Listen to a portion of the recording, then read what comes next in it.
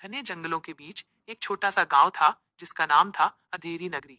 इस गांव में एक बूढ़ी चुड़ैल रहती थी जिसका नाम था चंपा। चंपा की शादी एक दिन उसी गांव के एक युवक वीरू से हुई।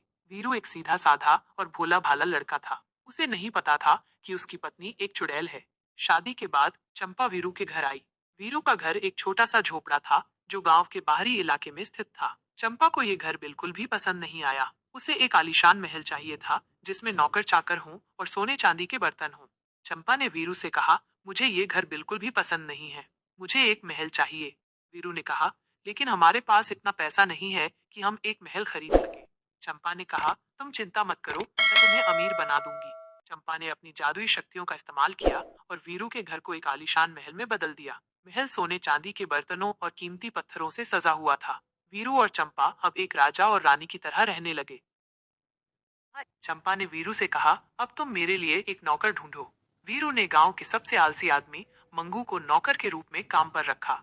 मंगू बहुत ही आलसी था और कोई भी काम ठीक से नहीं करता था। चंपा उससे बहुत परेशान रहती थी।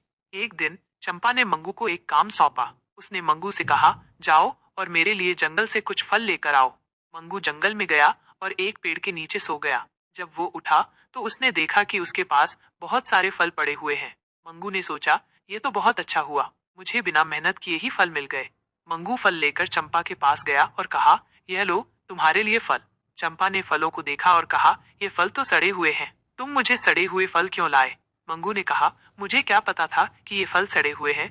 चंपा को बहुत गुस्सा आया और उसने मंगू को एक मेंढक में बदल दिया। मंगू मेंढक बनकर पूरे महल में कूदता रहा। वीरू को मंगू पर दया आ गई और उसने चंपा से कहा, तुम मंगू को वापस इंसान बना दो। चंपा ने कहा, ठीक है, लेकिन वो फिर कभी आलसी नहीं बनेगा। चंपा ने मंगू को वापस इंसान बना दिया। मंगू ने चंपा से वादा किया कि वो अब कभी आलसी नहीं बनेगा। चंपा और वीरू खुशी खुशी रहने लगे। लेकिन एक दिन चंपा की माँ चंडिका उनके घर आई। चंडिका एक बहुत ही खतरनाक चुड़ैल थी। वो अपनी बेटी को देखने आई थी।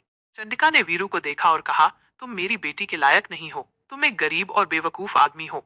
वीरू ने कहा, मैं अपनी पत्नी से बहुत प्यार करता हूँ और मैं उसे हमेशा खुश रखूंगा। चंडिका ने कहा, मैं तुम्हें देख लूंगी कि तुम मेरी बेटी को कैसे खुश रखते हो।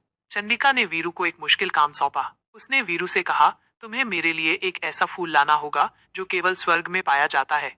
वीरू ने कहा, लेकिन मैं स्वर्ग कैसे जा सकता हूँ? चंडिका ने कहा, यह तुम्हारी समस्या है। अगर तुम फूल नहीं ला पाए तो मैं तुम्हारी पत्नी को अपने साथ ले जाऊंगी। वीरू बहुत दुखी हुआ। उसे नहीं पता था कि वो स्वर्ग कैसे जा सकता है, लेकिन वो अपनी पत्नी को खोना नहीं चाहता था। वीरू जंगल में गया और एक साधु से मिला। साधु ने वीरू को बताया कि स्वर्ग जाने का एक रास्ता है। साधु ने वीरू को एक जादुई कालीन दिया और कहा, यह कालीन तुम्हें स्वर्ग ले जाएगा। वीरू कालीन पर बैठकर स्वर्ग के लिए रवाना हुआ। स्वर्ग में वीरू ने एक सुंदर फूल देखा। उसने फूल तोड़ा और कालीन पर बैठकर वापस पृथ्वी पर आ गया।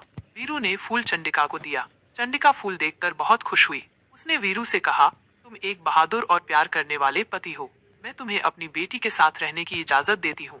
वीरू और चंपा खुशी खुशी रहने लगे। चंडिका भी उनके साथ रहने लगी और उन्होंने एक सुखी परिवार बनाया।